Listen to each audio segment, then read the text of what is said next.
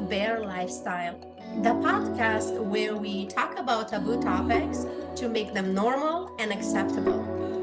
I'm your host, Simona Spark, and I'm so happy that you are here. We are about to get naked by stripping away insecurities, judgments, and all kinds of limitations to reveal the essence of who we really are, Bear. Bold, authentic, radical, express. Let's go. Welcome back. Welcome to Bear Lifestyle. I'm so happy that you are here. And I'm starting with celebrations. Today, I'm celebrating with a turmeric tea. Let's spice it up a little. Cheers, cheers, everyone.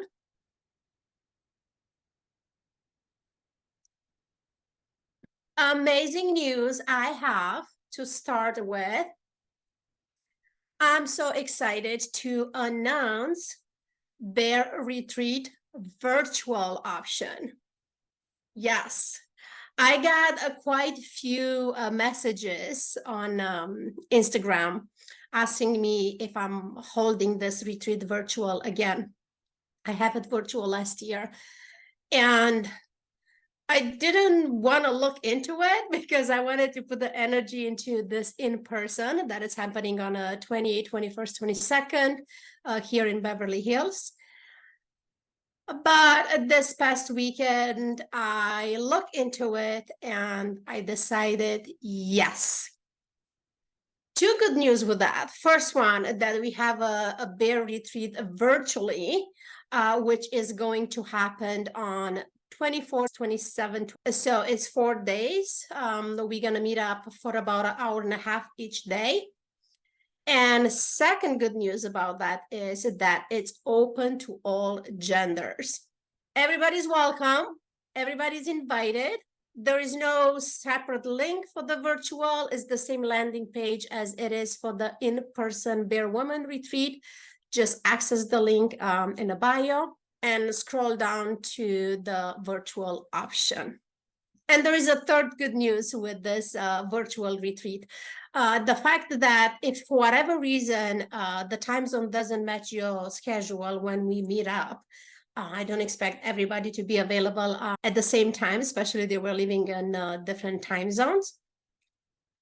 It will be recorded. All registrants, they get access to the full recording, lifetime access.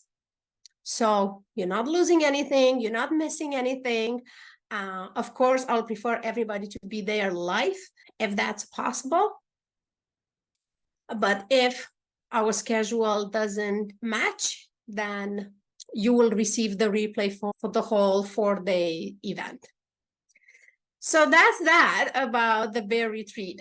For today's podcast, let's have a conversation about dating. Dating after a divorce or 2 or 3, depends where everybody's at, and how to muster the courage to get back and put yourself out there. The feedback and the comments that I'm getting is this fear of 2 major things. One is the online dating, and 2, the fear of getting naked. So let's talk about the first one briefly. I've been in this space for over 3 years now, and yes, it could be annoying to scroll through messages, to make a superficial selection, swipe left and right based on what we see or what we read into someone's profile. All of that is true. And it also gets to be the most amazing way of dating. Once upon a time, it makes me feel so old when I say that. How do we date? We date because we go to bars or to events, or somebody introduced us to somebody. And then the communication was very little because we don't have cell phones. We need to to call the landline, and if I'm not there, then nobody pick up the phone, and so on, right? And now it gets to be so easy because from the comfort of my home, I get to look in my phone and make some decisions. So 3 points that I want to make here in this online dating point is this. Number one, I do invite you to create a very detailed profile. Like, let people know who you are and what you want and what you're not available for. Put pictures of yourself, makeup, no makeup, dress up, casual. Let people see different sides of you, right? Why do I say to do that? Because we have to step into the space trusting and believing that that alone gets to be the first natural filter. People that don't like what we say, they're not gonna swipe right? People that don't like how we look without the makeup, they're not gonna contact us. Or whatever your fears might be, you get to step back and say, hey, the things that I'm afraid of are actually amazing criteria for me to select the people that I'm supposed to connect with. So see if that resonates with you. So number one. Number two, read the profiles. I know it takes time, but it doesn't take as much time as like driving somewhere to meet the person, right? It takes less time to just actually read that bio and trust your instinct, trust your guts. Trust your guts more than you trust what you're seeing. You know, this gorgeous, sexy man, but then it's nothing in a bio. So it depends what you are looking for. For me, it's like, yeah, you're gorgeous, you're wonderful, but if you cannot say anything about yourself or you don't want to say anything about yourself, that doesn't interest me. So on the other side of the screen, you also get to make your selections, right? So take an extra minute and read the bio and look at the pictures. And number three, ladies, I'm especially talking with ladies. It's okay to initiate the contact. It's absolutely okay. We are not scared little girls that we need a man to contact us first, or all these rules, if it didn't answer in an hour or in the next day. You know, I mean, we could go on and on into that one alone, but I'm inviting you, initiate the contact. If you want to meet that man, say hello. And then, oh, bonus point. See if this is for you. My first filter after we initiate the contact is to ask for a video call. Most of the apps are there. They have the option to do a video call.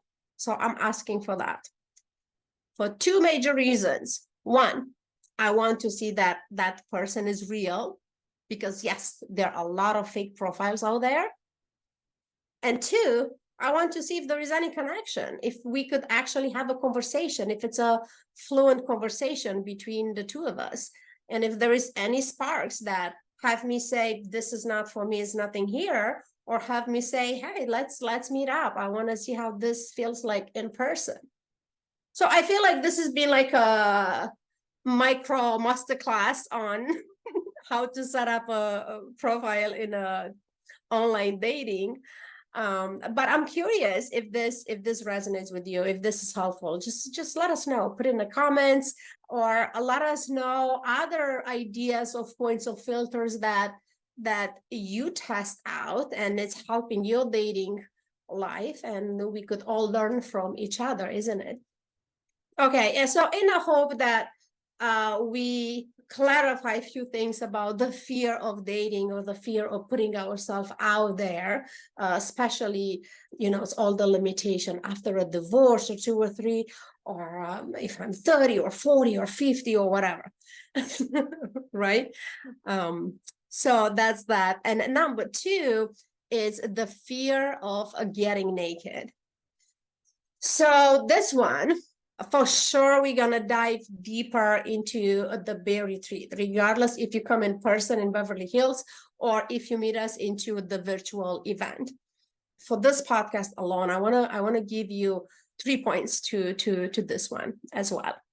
The first one will be for you to understand what that fear of getting naked is coming from.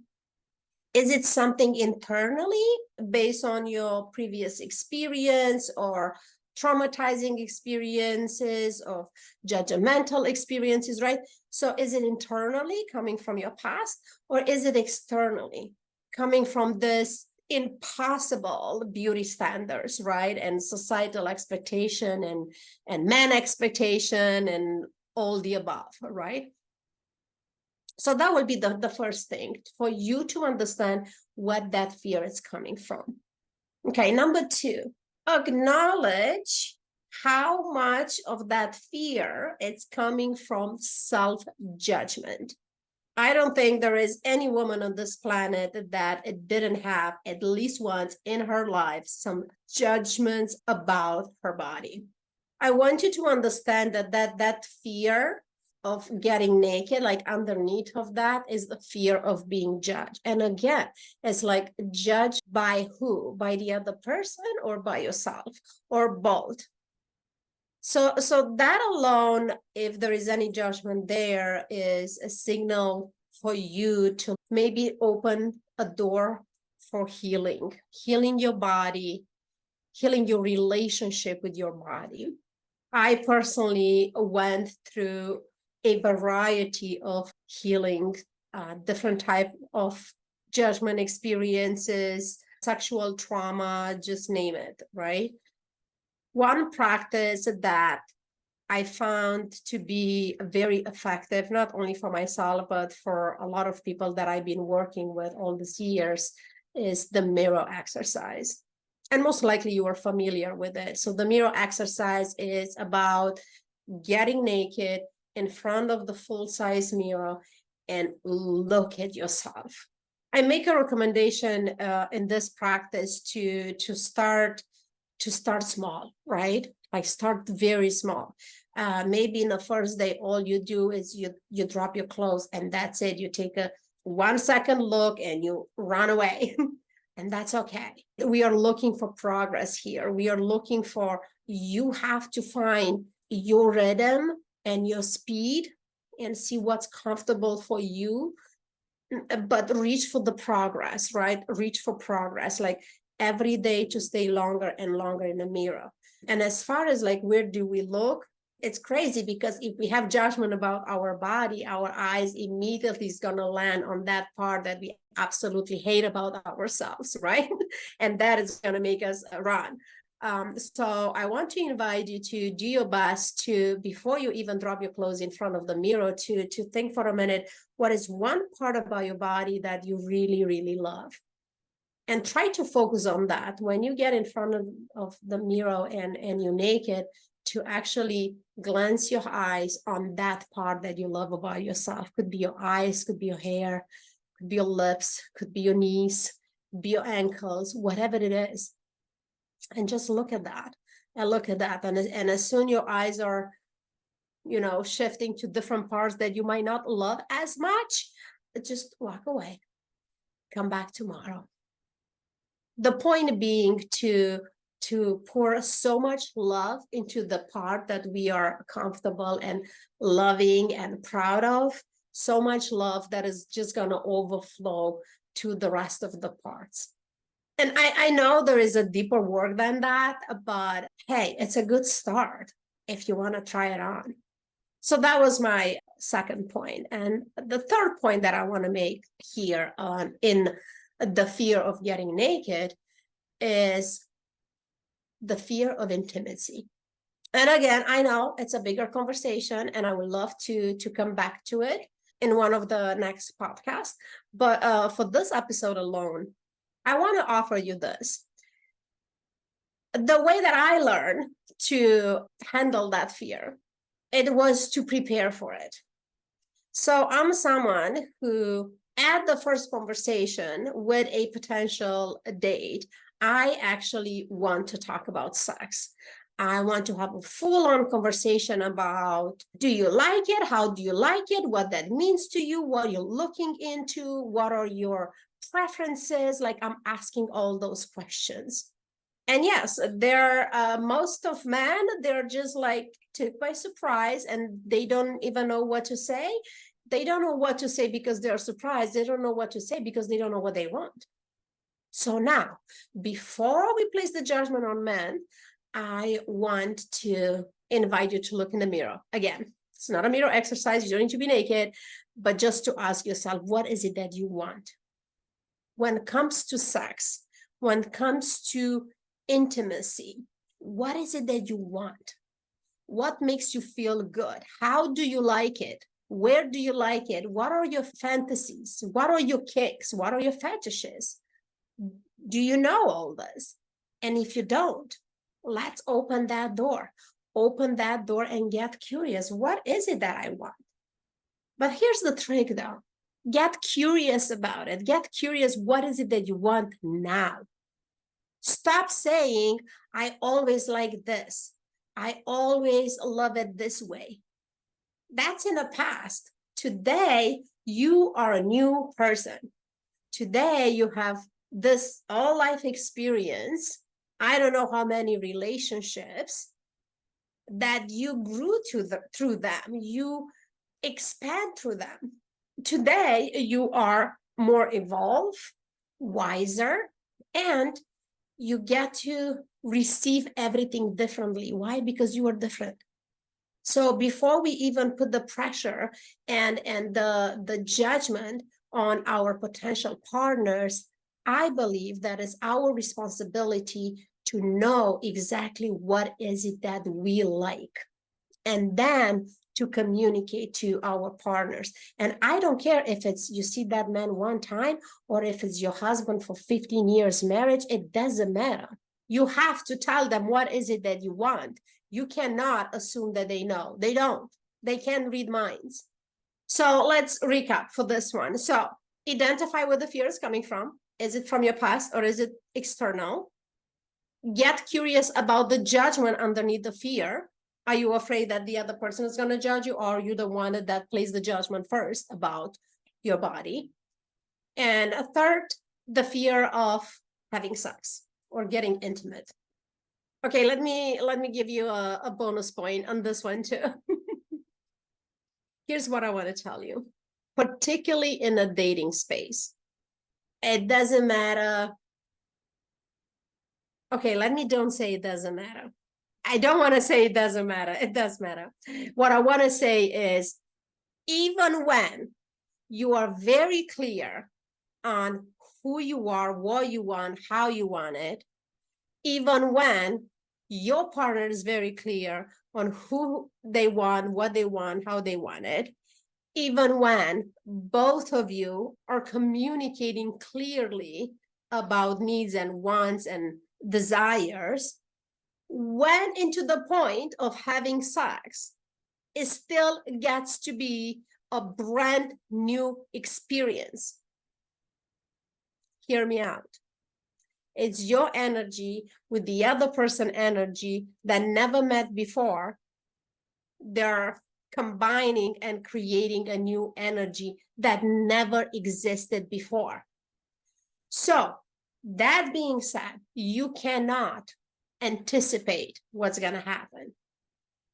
You could feel that this is going to be good, or I'm excited, or I'm curious, but you don't know. You don't know until it's happening. You don't know until afterwards. You could tell me it was great or was so and so or was terrible. You only know afterwards. So knowing that, there is no need for fear, because we are afraid of what? We have nothing to be afraid of. So instead, I could just be curious, like, I wonder how this is going to play out. I wonder if it's going to be good or great or extraordinary. These are my options. And I'm not being arrogant when I'm saying that, because if you know who you are and what you want, if your partner knows the same, and you have a open, clear communication about it, it cannot be bad. It only gets to be good or great or extraordinary. So now when you know that, there is no space for fear in this plan, isn't it? Or at least that is my intention with those little suggestions and invitation and tips. It's my intention to help you eliminate some unnecessary fear and actually just go out there, and do it with an open mind and with a curiosity, like I'm curious who I am going to meet today and where this is going. So these were several conversations that I have with different people. So I just decided to kind of zoom them all into one conversation to have it documented and recorded here for everyone that might come to this podcast or years from now will stumble over this recording. And if that's you, then I'm glad that you're here and I'm glad that you find it. And I hope that this was useful or at least open some doors and give you new perspectives that combine with where you are and with your experience, you get to put them together and create a new recipe that works for you. My point in all of this is this: dating gets to be fun. I don't know where you are in your life and I don't know what you're after, but I know this: if you're desperate to find the person, it's not going to be fun. And you're going to miss out a lot of signals and you're going to find yourself into compromising. And I don't even want to continue this thought because it's already way too negative. Point being that if you're desperate to find the one, maybe you need to spend an extra day just being single, just to be with yourself.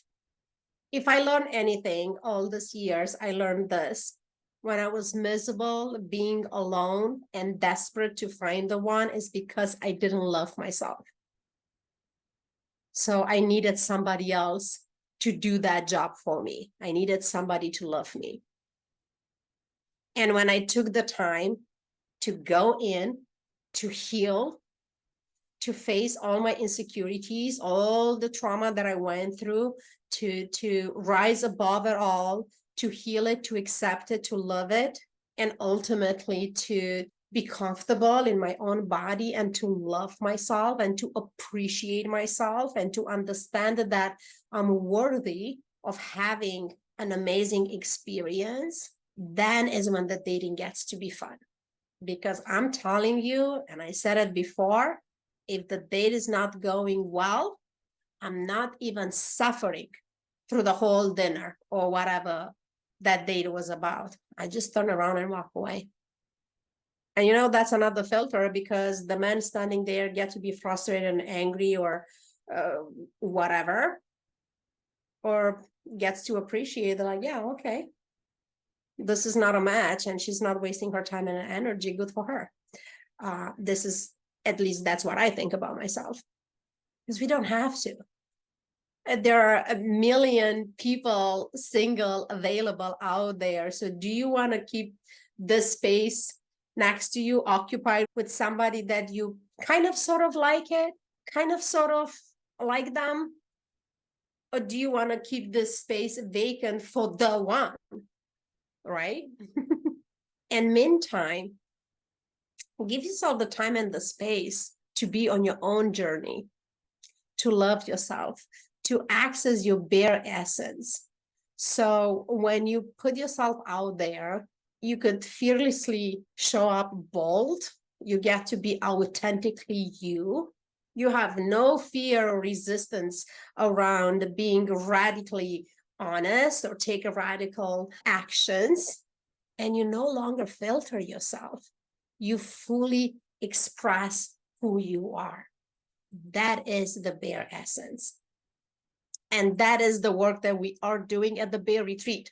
So once again, open the show notes and check out the bear. It's under the link Bear Woman Retreat, because that's the landing page for the event that we have here in Beverly Hills. We still have spots for that one. So check it out, October 28th, 21st, 22nd. And then when you are there, you could scroll down to the Bear virtual event. Again, the Bear virtual event is for everyone, all genders, all sexual orientation, no matter who you are, no matter what are you identify yourself as, you are welcome.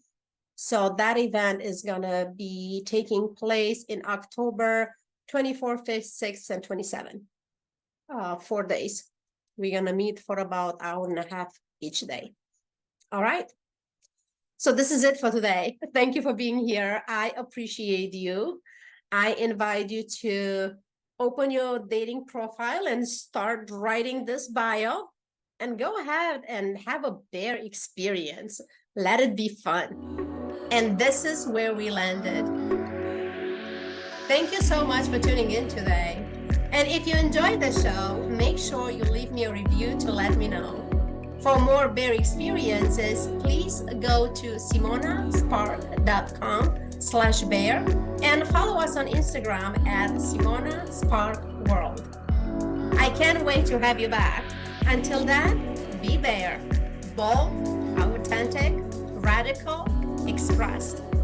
See you next time.